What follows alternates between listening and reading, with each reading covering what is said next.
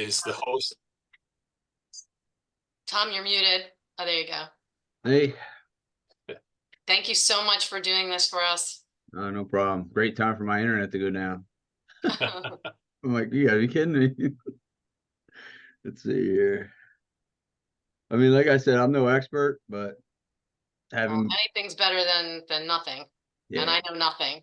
having been through it recently myself, and I did have an SEO course before this, so I I'm somewhat okay at it. I'm sure you're better than most of us. Yeah. Certainly me. And me. So, I mean, I don't know if you guys have something specific you want to see, or, but You know what I was hoping to do, and maybe we don't have time to do both today, but I was hoping to do like, sort of maybe take a niche and research it. we can do that. I mean, yeah, because I mean, I there's a couple things I need to do too, like that would fit right in with this, like Oh, good. some keyword stuff. Like I recently did a couple different proposals. You guys can see my Ahrefs screen. Yeah, and who names a company anyway with a name that nobody can pronounce? Yeah, we can see it. All right.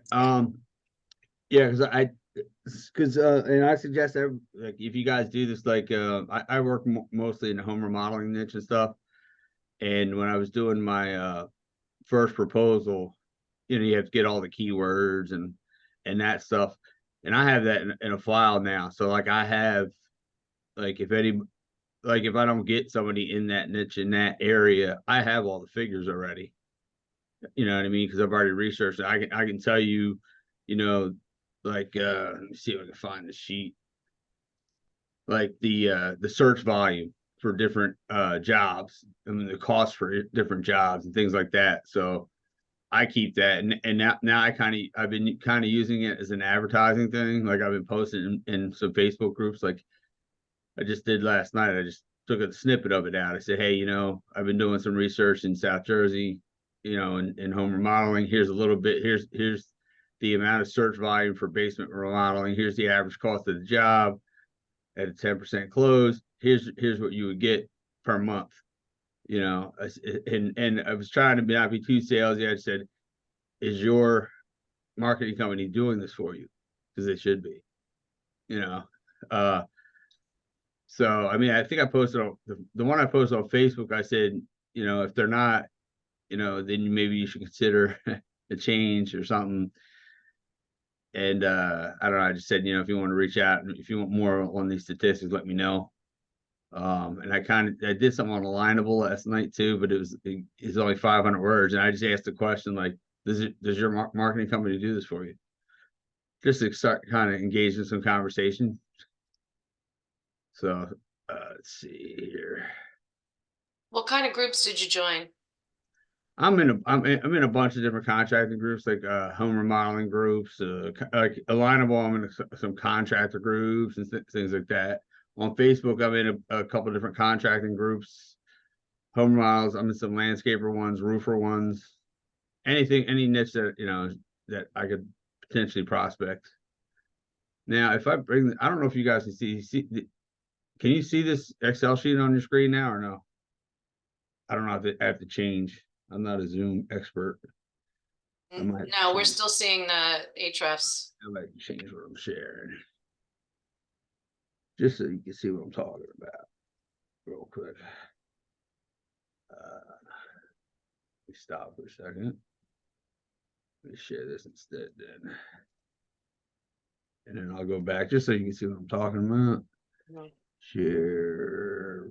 So, I mean, I did these figures for somebody else. Because like I know in the training, they pretty much have you do all the figures and you estimate out for one. I didn't think that was fair. Like, because this guy does so many different things. What I did is I found the search volumes for each category. And then, factor that out. What's the average cost of a basement job? This is what I posted last night.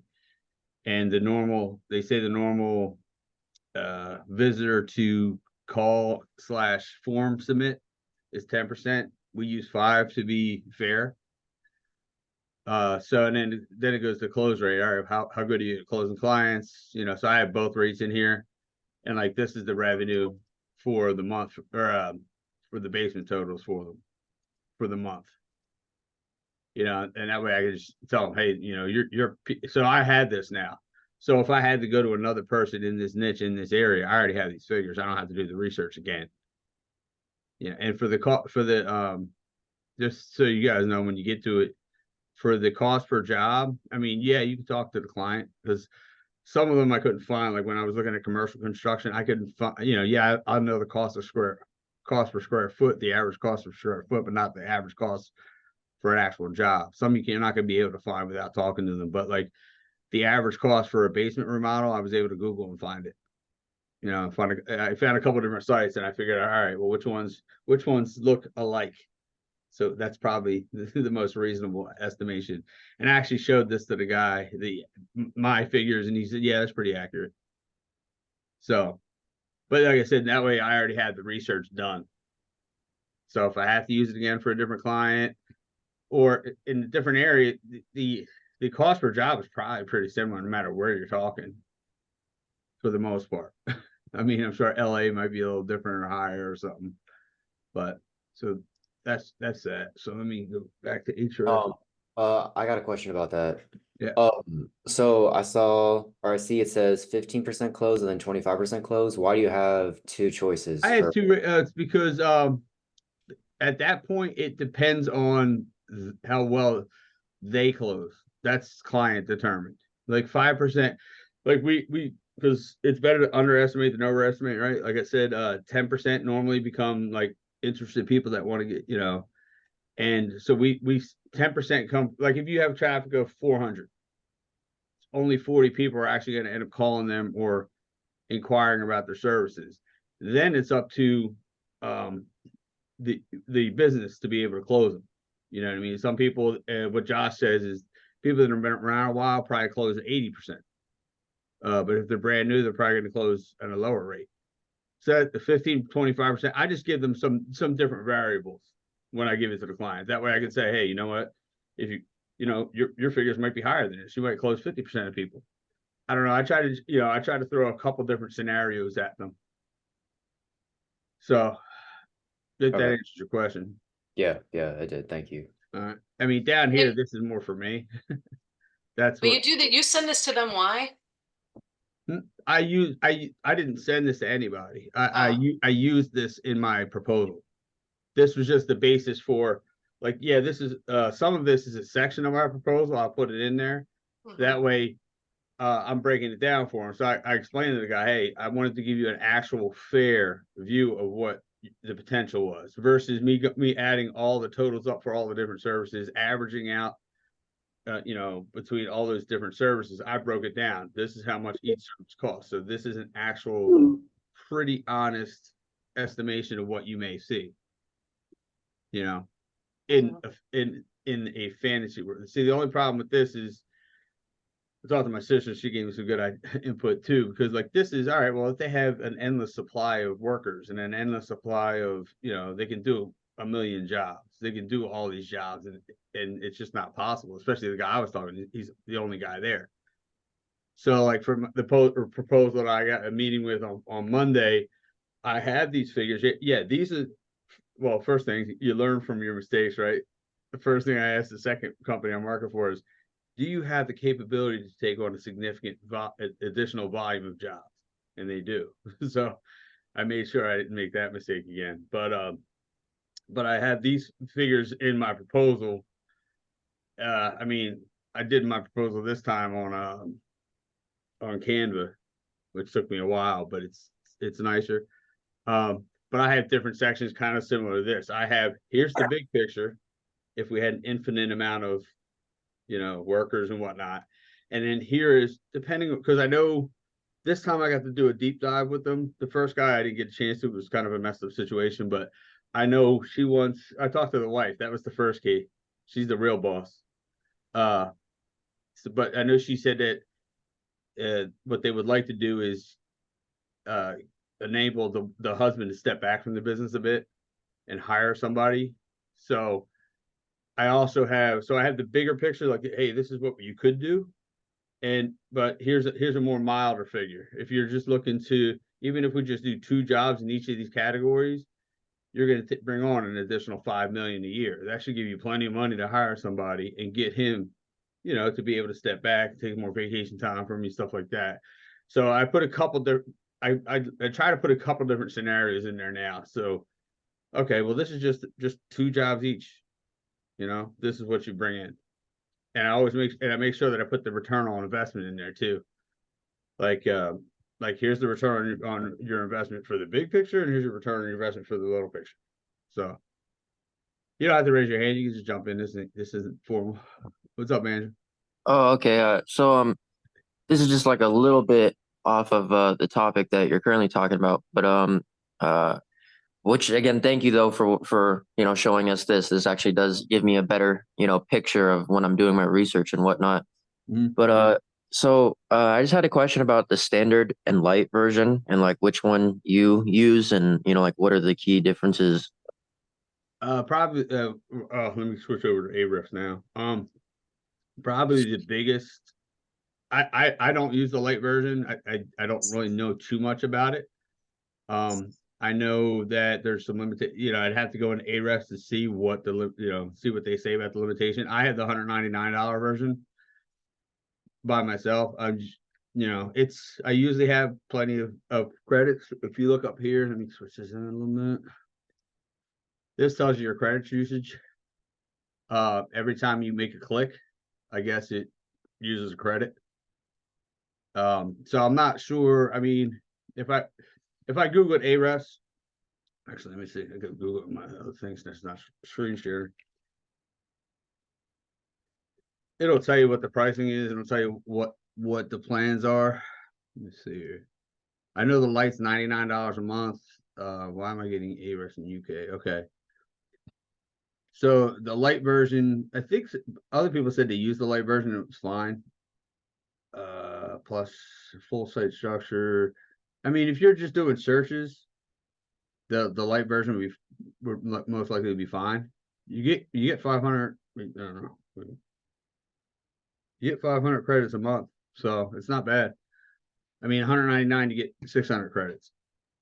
So I saw like like a lot of there's like not a whole lot of differences, but I remember when I was looking at it, there was just like a couple things that it said that the standard version has that the light doesn't, but I didn't understand like what those Yeah. things are for. Yeah, I'm looking at it now because I mean, I think and from what I'm saying, for the most part, if you're using Ahrefs to monitor your own site, like I have mine hooked up, but I don't really use it. I don't really do anything to mine.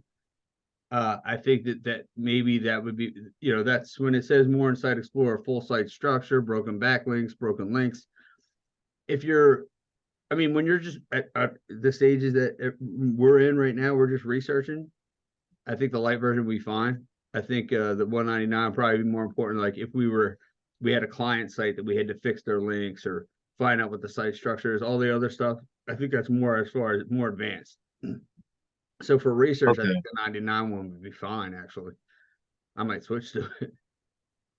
So Okay, yeah, thank you. That actually helps a lot. I think I might go with the 99 here, version then yeah, research. yeah, because I think because you can see here, like I said, I have mine hooked up. I don't really use it for this because there's other tools you can use like Google Search Console and all that jazz. But it'll tell you your health score, what pages were crawled, your traffic. Obviously, I don't get much. So I think that's more what the 199 version is for, is for like fixing sites that are already there and things like that. Yeah, so when you plugged in your website, did you just put in your URL or or did you have to like actually put You more have to stuff? hook it up. Actually, you actually have to like actually last night I was in here poking around and I didn't have it hooked up to my Google Search Console account. Oh, Uh, okay. because I'm signed in with Ahrefs in my agency email and not my personal email. My personal email has control over my Google, so I had to hook it up. I mean, it's there. I don't like I said. Like Amanda said in one of the trainings.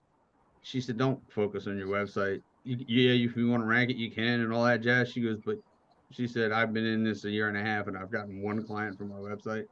That's not predominantly where you're going to get business from. Okay. So I don't really worry too much about mine. I know there's things I would like to change on it. I just don't care about it right now because, you know, I have bigger fish to fry. Yeah, awesome. Thanks, man. And real quick, you guys, I'm not exactly sure the total breakdown of sharing a group with Ahrefs, but I am a part of a group. I think there's 4 or 5 of us in it, and I pay about $60 a month. And when I'm looking at my dashboard right now, I have used 316 credits of 600 that only I can use. And then I believe if a user uses more than 600 credits, the group will collectively chip in like an extra X amount of dollars to re-up a certain amount of credits, which is like kind of the understanding I was getting from Keith, who I am in his group with. And I didn't totally get it, but if you haven't looked into sharing with someone, I would definitely look into seeing who has availability, because if you're going to pay $99 for 600 credits, I'm paying $60 for 600 credits. And don't like quote me on the breakdown or things like that, but that's what I'm working with right now. So keep that in mind. Nice. Does sharing present any kind of timing issues for you in terms of not all 6 people can be on at the same time? No, I haven't had an issue with that. Keith never mentioned anything like that. I think like I don't think it matters, honestly, because there's a lot of times that I'll have like 5 or 6 Ahrefs windows open. So technically I'm signed in 6 different places, but Great. yeah. So I think it's pretty seamless. I have not run into any complications. I've been doing some pretty dense research for the past, couple weeks and haven't had any issues. So when you're like signed in a group, are you mainly like signing in with the group, and so everyone is mainly just like using it for like research and like proposals? Because I remember I was in a workshop and someone told me that never to use Ahrefs for prospects because you'll just waste credits. But I don't know, like how does that work? Like what are are you mainly just using it for research? Yeah, and that's a good point to make. I've pretty much come to I've accepted the fact that I'm going to burn through a lot of credits just doing research and just kind of learning how this program works. The program being Ahrefs, like I'm kind of I'm paying for my learning curve right now by using credits. So to answer your question, I've kind of realized that you don't really want to use your credits for prospecting, because by the time you have a whole prospect list, you're going to be out of credits. So that's kind of something you're going to have to navigate. And I don't know a proper answer to that. Tom, if you have any insight on that, feel free to chime in, or anyone else. But I don't have an answer to that. yeah, well, no, actually, yeah, because I mean, I think we all do it because I did it initially too before I got on Amanda's sales call. Like, because I told her that, it was about prospecting and going into Ahrefs, and she goes, I understand that. She goes, no, you don't need to do that. Like, she goes, I understand the concept. Like she said, she did it too. She said, you want to make sure that you can bring value to somebody, so you want to go in Ahrefs and see what they need. And she said, don't bother doing that, because number one, you're wasting your time and you're wasting your credits. She goes, and she always, I like her point of view. She makes some great points, because she said you never know what a company needs until you call them. She goes, you don't, where they're at in the standings, unless they're number one. Like, I don't call anybody that's number one. What's the point? But she said, you don't want to waste your time doing that. And I mean, I prospect similarly she does. No offense to Gonzi and the Gonzi users. I don't use Gonzi. I just go right into Google, and I just get my first guy, figure out who the top people are, and I just start making a list from there and go in make my Google my Excel spreadsheet, and I just start calling. So yeah, I mean, you can do a little bit of research if you want. I mean, but if you're going to do some research, do it in Facebook. Like when I do it, I kind of check out their Facebook. Once you look at the number enough of these pages, you're going to know which ones need help. So what do you use this for then? What's that? Ahrefs. What do you actually use it for? Well, what you're really going to use it for is once you get to the screencast, because the screencasting, and like and then once you move on and for like you can do niche research in here. You can do, but like when you do proposals and stuff, then you're going to go down and find out what your target keywords are. You know, that's where I got the search volumes for. Like, for example, what would I say? All right, I'll use the guy because I'm sure it's still in here. That I did the proposal for, it didn't work out. Let's see. Why isn't it in here? Go here, just okay. So I'm just gonna show you like an example. Like, I mean, this is the guy I was prospecting, and then, all right. So that was the guy that I did screencast for and all that jazz. And then this guy was the leader that he was going up, or the #1 guy. So I'll give you an example of what I was doing. So when you do the screencast, it's going to be somewhat basic.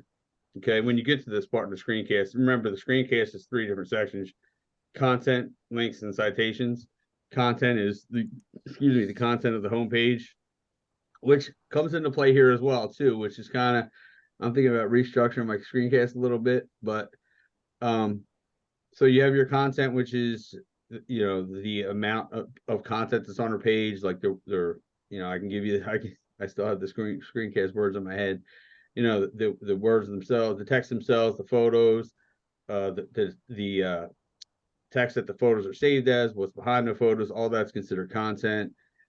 The most important part about content is that you have enough unique authoritative content. That's the keyword, authoritative, that you can mix in keywords and key phrases, you know, throughout your content so that it looks natural, so that Google picks up on that, so that they're there, so that when users are putting that Google search, this is what I say in my screencast, because the one thing about screencast is you don't want to come off as stiff, or, you know, you just want to be relaxed. And as a, you know, the people are going to throw into that Google search bar like we all do. So when they're looking for, you know, whatever service they're looking for, whatever locations they're looking for, Google's going to use the content that's on your site to see how well it matches to what they're looking for. So that's content, and then you get to the citations, which is separate from here, and then you get to the backlinks, which is this section. Now, content is here also too, though, because even if you look at my guy, he's got 11 keywords listed here. His competitor is 1,500. Okay, now the one thing I'll just explain here, because I got hung up on it when I first started doing this, and I mentioned it to somebody on the screencast last night. This does not mean he has 11 keywords on this whole page and that's it, and the rest is shit. Basically, it does not mean that. What this value is, and if you go to this little I here, it tells you what it is. It actually just means that this is the total number of keywords that this guy has in his content that are ranking within the top 100 organic search results. So if he's got just poor quality keywords, he still has them. They're just not showing up in his top 100. So in essence, these are the only ones that matter, but you want to be careful not to say you don't have any keywords in your content, because then if somebody's knowledgeable, goes, no, that's not true. Because I got hung up on it. I was like, oh, well, you have no keywords. No, actually, it's not. You know, they may have some. They're just not real good keywords. So when you're like talking to them and you're doing the screencast, like an example, like would you say, so instead of saying, you know, you don't have any keywords, you would say, it's showing that you have 11 keywords that are, you know, ranking in the top 100. You could say that. Yeah. Yeah. A lot of it's just about wording. You only have, You just don't want to 11. say you have 0 keywords, because technically that's not true. You know, Okay. you want to say that, hey, you have 11 keywords that are being found in the top 100 keywords, or however you want to say it. Meanwhile, your competitor has 1,500. So they have significantly more keywords mixed in throughout their content that are showing up that people are searching for. You know, you may have keywords that just people aren't searching for. That's why it's not showing up in the top 100. You can say it whatever way you want. Just be careful not to say, you know, you don't have anything. You know? Yeah. So what's the keyword difficulty rating? Is that the keyword? I'll show you that in a sec. Okay. Somebody else have a question? Oh, I was just going to add to that being really good to know, Tom, because for a second, a few times I'm like, is Ahrefs actually like worth anything? Like, is because I'm like, they have way more keywords than what they're, what this program is telling me to have. So I'm just adding that. That's really good to know because I had no idea about Yeah, that. I got caught up. I mean, I had to I pulled up a couple different Ahrefs articles because I was Yeah. like, Yeah. doesn't seem right. Good to So know. so for sticking on content for a second. So if I click on this guy's keywords, I'm sorry, let me step back just so you can see what I did. I don't want to get too fast. If I just click on these keywords here, it's going to give me, this is just for his site, the keywords that are showing up. Now you can organize this a couple different ways. Like so just a couple of these, what these values mean real quick. Obviously this is the keyword. This is just his business name, but that one I'm not even sure what that is, but volume is the search volume. So it was searched 250 times. You were just asking about keyword difficulty. That's right here. That's keyword give difficulty. And what that means is how hard it is to rank in the top 10 organic search results for a keyword on a 100-point scale. So the higher the keyword difficulty, the harder it is to beat. Like this one's 1, so it'd be pretty easy. 35, not so much. That's your cost per click. If advertisers were paying for ads, that's how much they would pay every time somebody clicked on their ads. The estimation, I don't really ever use this estimation number of visits that a page gets from the organic search. Okay, I guess that's, oh shit. Running out of time. I got 10 minutes, I think. What's this error? Anyway, I'm not worried about that yet. Okay, so right here too is position. So right here, you can see the ranking number 1 for that position. So you can organize this if you want. I just clicked on this and it's going to reorganize it and it's going to show. So if you wanted to say, you wanted to show somebody, hey, they're ranking number 1 in all these, here, privacy desk, Cyprian, whatever. You can use that. Bathroom remodeling Malta, New Jersey, ranking number 2. So some of this stuff might be important. You really don't want to get this detailed in your screencast. This is further along. I'm just trying to show you some keyword stuff. For the screencast, as much as possible, you want to stay pretty basic because otherwise I'm long-winded. I still haven't gotten any of my screencasts less than 11 minutes. So like when I was doing figures and stuff, like I had one guy, I remember to do it. Like there's some people that show up, like my cousin, for example. My cousin's a dentist. I don't do dentists, but I looked her site up for her, and she was getting some traffic, and she's got an SEO person or somebody doing it. Well, she was getting traffic, but she was getting traffic because people were searching for her business specifically. They weren't searching for dentists in Rio Grande, New Jersey. They were, the only traffic she was getting was they were looking for her business. So that's the other thing you need to watch out for. Like when you go in here, see what they're showing up as. So they might be getting traffic, but it's not the organic traffic that they're looking for. Like here's my guy. Let's see what keywords he's showing up for. Like, okay, again, his business name, bathroom remodel on Cherry Hill, home improvement.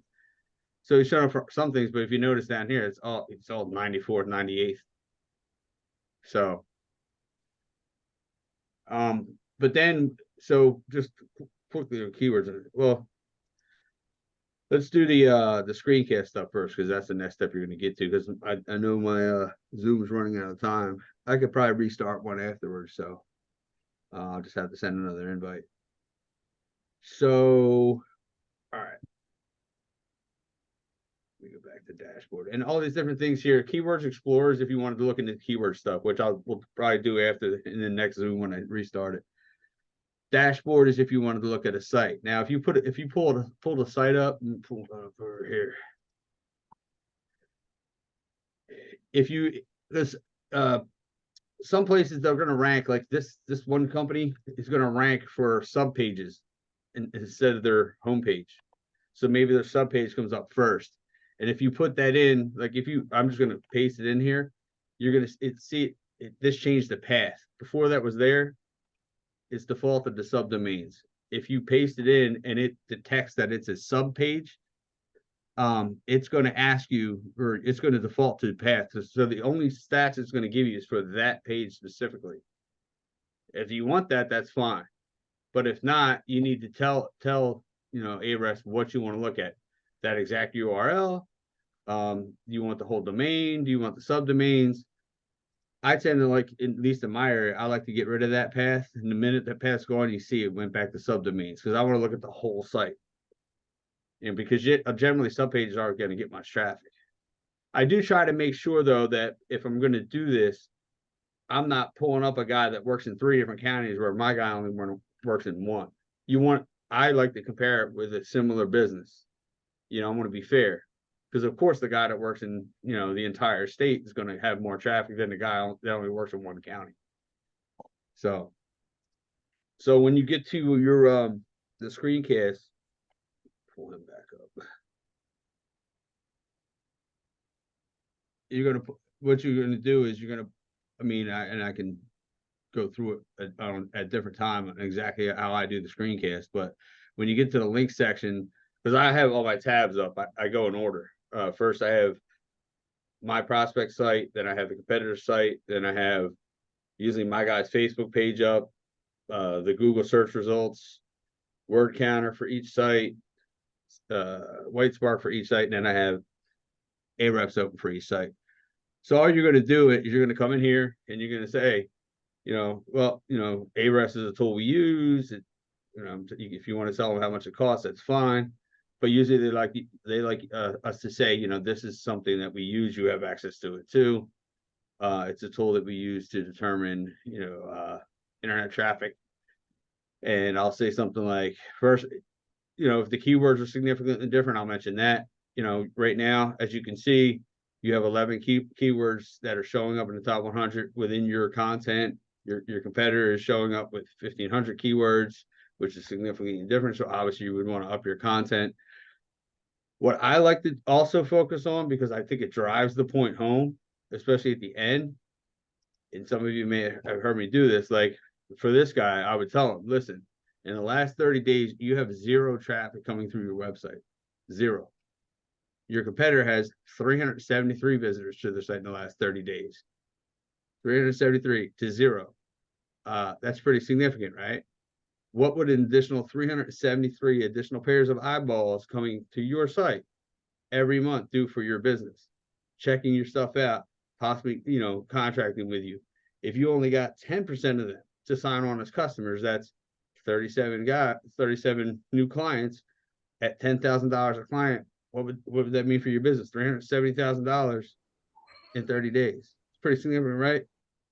So that's something I would say, because I just think it drives the point home. Put it in real person's terms. Just 10% of that. So when it comes to backlinks, I don't want to confuse you guys, but because I seen it in some of the screencasts last night, and I used to get hung up on this one too.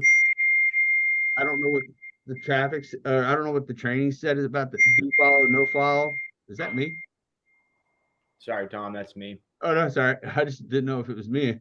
Do follow and no follow, because I had to look this up too. When it comes to link juice and all that stuff, a do follow link, and when I explain to people, I try to explain it this way.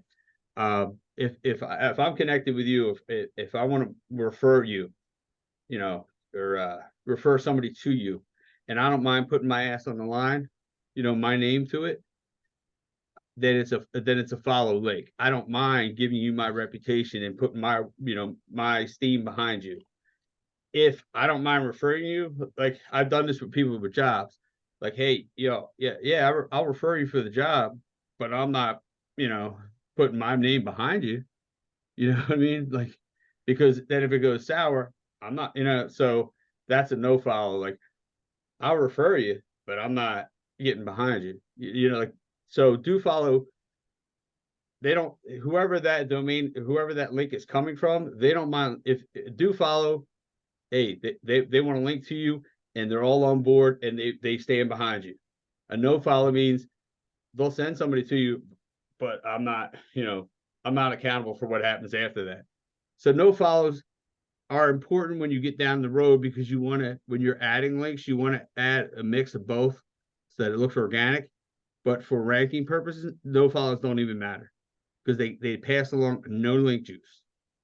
So like in this case, This simply, they have, all right, up here, they have 746 backlinks. Okay. But if you go down here, they have 450, they in essence only have 451. Okay. Whereas like my guy has 4 followed backlinks and 29 not followed. So be careful there, because so sometimes if you look here, like, wow, this guy's got a lot of backlinks compared to mine. Actually, no, not as much as you might think. Like the one kid did a screencast last night. I felt bad, but I was looking at the figures, and he had the same situation. Like his prospect had more links than the competitor, but actually he didn't, because they were not followed links. So that's something I got caught on early on. And the other way you can tell this is you see this UR and DR. And again, if you go to this little eye, it'll tell you what it is. That's the strength of their links. So like Josh always says, not all backlinks are created equal. That, the higher this number, the stronger the links that they have. So, and you're going to have to, when you're doing the screencast, you're going to run into situations where it doesn't make sense. How is this guy outranking me? And sometimes this is what it is. Hey, yeah, you have more links than them, but they have better links. Sometimes that's what it is. See, like my guy's 3.9. I have a quick question. Yeah. So if like their UR and DR is not as strong, would you then like maybe tell